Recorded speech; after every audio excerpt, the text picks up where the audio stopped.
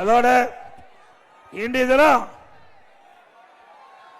தொழில்துறை அமைச்சர் ஒரு அறிவிப்பை வெளியிட்டார். ஒரு வெற்றி காயத்தை அறிவிச்சு ஒரு வெள்ளை காயத்தை காட்டி இதுதான் வெள்ளை அறிக்கைன்னு சொல்றார்.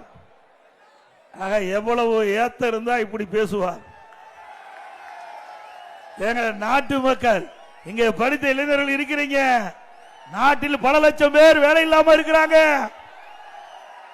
திராவிட முன்னேற்ற கழக அரசு அமைந்த பிறகு இந்த 52 மாத திராவிட முன்னேற்ற கழக ஆட்சியில் 922 புரிந்துணர்வு ஒப்பந்தங்கள் போடப்பட்டதாகவும் அதிலே கிட்டத்தட்ட 10 லட்சம் தொழில் முதலீட்டை ஈர்க்கப்பட்டதாகவும் அதிலே 32 லட்சம் பேருக்கு வேலை கிடைக்கும் என்றும் அதோட 75% புரிந்துணர்வு ஒப்பந்தம் நிறைவேற்றப்பட்டதாக திரு ஸ்டாலின் அவர்கள் ஜெர்மன் நாட்டுக்கு செல்கிற பொழுது பத்திரிகையாளரை சந்தித்து இப்படி ஒரு செய்தி வெளியிட்டு போயிருக்காங்க.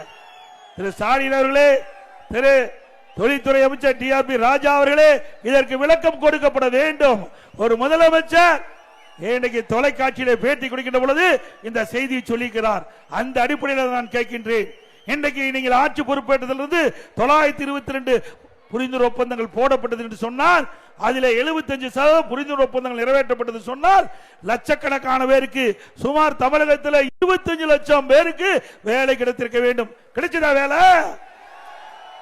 திண்டுக்கல் மாவட்டம் வேடசத்தூர்ல எத்தனை பேருக்கு வேலை கிடைச்சது?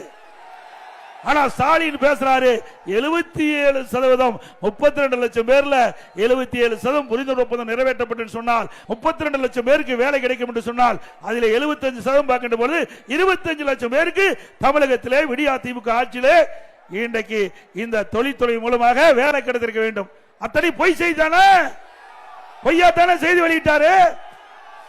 இதற்கு பிரதான எதிர்க்கட்சி அனைத்து இந்திய அண்ணா திராவிட முன்னேற்ற கழகம், அது மக்களால் அங்கே கொடுத்திருக்கிறீங்க. பிரதான எதிர்க்கட்சி மக்களுடைய குரலை ஒலிக்க செய்ய வேண்டும், மக்களுடைய பிரச்சனைகளை எடுத்து சொல்ல வேண்டும். அதான் பிரதான எதிர்க்கட்சியுடைய பணி. அந்த நோக்கத்திலே நான் தெரிவித்தேன்.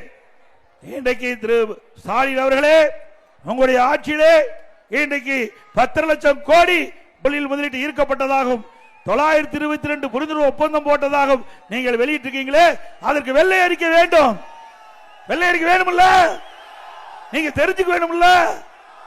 அப்படி தெரிஞ்சா தானே எவ்வளவு தொழில் வந்தது, அந்த தொழிலுடைய நிலைமை என்ன, எத்தனை தொழில் பயன்பாட்டுக்கு வந்திருக்குது, எவ்வளவு நிதி தமிழ்நாட்டுக்கு வந்திருக்குது, தொழில்துறை மூலமாக எவ்வளவு பேருக்கு வேலை கிடைத்திருக்கு என்ற விவரத்தை கேட்டா வெள்ளை காயத்தை காட்டுகிறார்.